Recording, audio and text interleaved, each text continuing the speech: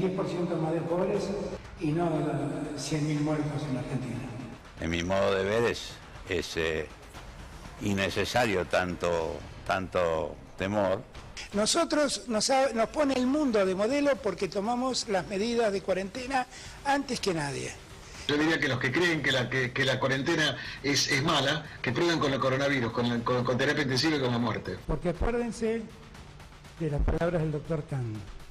Cada vez que salimos vamos a buscar el virus nosotros. Si abrimos la economía vamos a terminar como terminó Suecia. Imagínense lo que hubiera sido esta pandemia con Macri gobernando, una catástrofe. La curva realmente empieza a bajar y yo calculo que eso será dentro de 2 o 3 días. El Estado es el que te cuida, no el mercado. Una nube, mucha lluvia, crece el pasto y el árbol. El Estado es el que te cuida. Como es riesgoso, es peligroso y no funcionó en áreas de alta circulación, ni llevar los chicos a la escuela, ni llevarlos a las plazas. Que con la vacuna nos vamos a evitar lo que hoy está viviendo Europa, que es la segunda ola. Y esta sola va a ser 60 millones en el primer semestre. Pusieron incluso la vacuna bajo la mesa. Ya lo explicó el presidente, el jefe de gabinete, yo, no hubo un vacunatorio VIP. Me arrepiento de no haber sacado la foto. Parecen más visitadores médicos que dirigentes políticos. Ya vacuné casi a una ciudad de Buenos Aires y media. Las estimaciones es que se evitaron 5.500 muertes. Y cuando el envenenador consigue la vacuna, le reclaman la segunda dosis de veneno.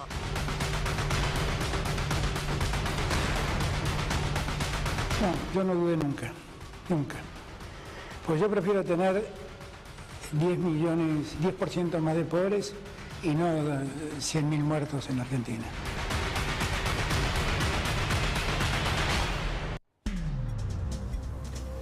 Buenas tardes, bienvenidos. Lo más temido llegó. Ambas cosas pasaron. Bienvenido, Claudio, ¿cómo estás?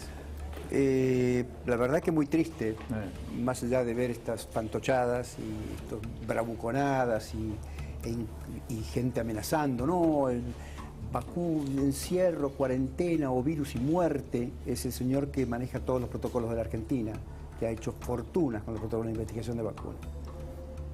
Triste, gente triste, la verdad, gente oscura y triste nos ha manejado esta pandemia. Lo lamento mucho, lamento tener que decirlo, lo he dicho muchas veces, no es ninguna novedad, pero la verdad es que nunca pensé vivir semejante cosa. Gente tan oscura manejando un problema tan serio en la Argentina, quizás el más serio desde el punto de vista sanitario de la historia, sin duda alguna, y el más inesperado y el menos explicable o el menos entendible, pero lo convirtieron en una cosa penosa. Esta es la verdad de la historia. Lo peor del caso es que, además, se construyó una cierta épica y sobre el final el presidente aparece como efusivo. Más efusivo que al principio, donde aparecía más calmo. Tal vez eso grafique lo que realmente ocurre. Cuando uno necesita sobreactuar, ¿no? Claro. Es porque las cosas no salieron como pensaba. Cuando uno está calmo, está tranquilo, tal vez las cosas sean más o menos lo que imaginaba.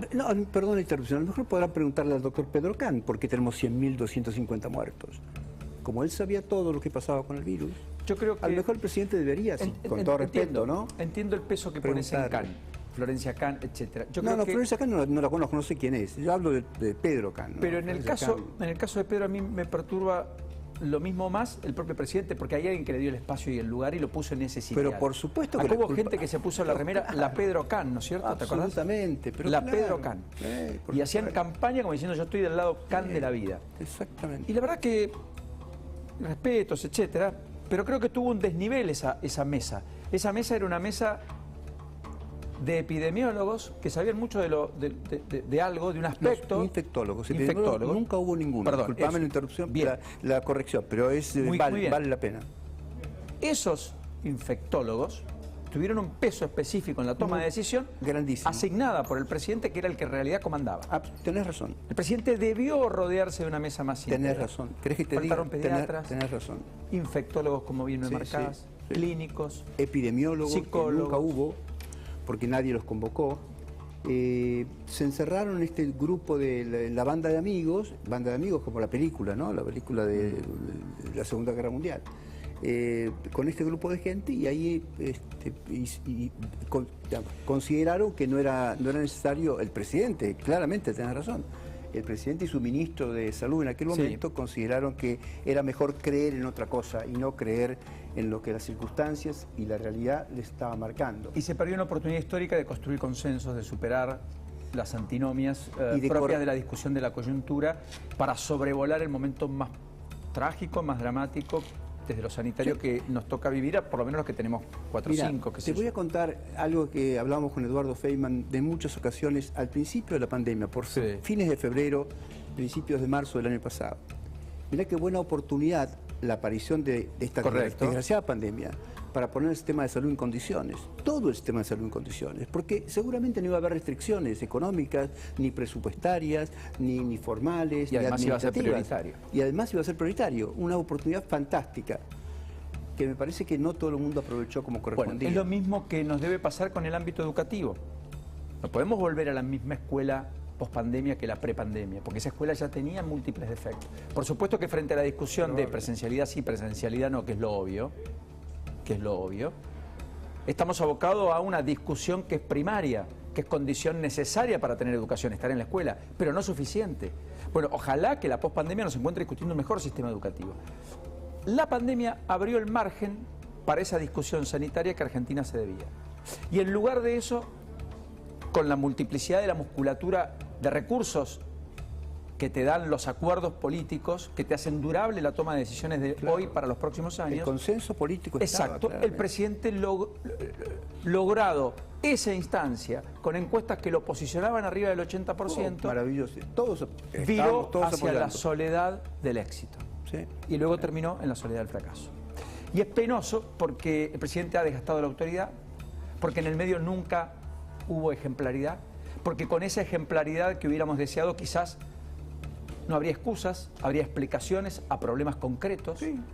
Y hoy esta cifra que muestra el nivel de catástrofe, que es un número hasta arbitrario, pero que el propio presidente mencionó que era inimaginable y que él resignaba 10% de caída en los niveles de actividad económica que implican muchos problemas, pérdida de empleo, sueños que se ven caducados, experiencias de vida que se ven rotas, familias que se destruyen, comercios que cierran de toda la vida, lo cambiaba por no tener lo que finalmente también tuvimos.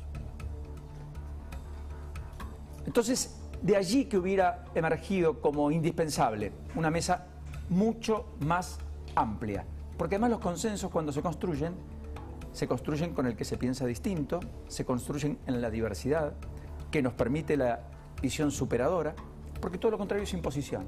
Y en buena medida lo que hubo en la Argentina fue imposición, como lo que tenemos hoy con las restricciones a los varados que tenemos en el exterior. Exacto. ¿Por qué 600, no 800? ¿Por qué tal viaje sí? ¿Por qué tal viaje no? No se entiende, esas cosas nadie se pudo explicar, nadie lo puede explicar.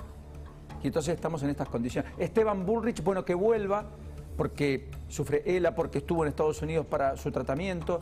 Sería imperdonable que no lo hagamos volver, pero claramente Mauricio Macri no. Está en Zurich, está en otras cosas. Parecería una elección racional entre una cosa y la otra. Sin duda. Sin duda. Pero ¿quién determina esa decisión? Al final del camino, ¿con qué parámetro sanitario?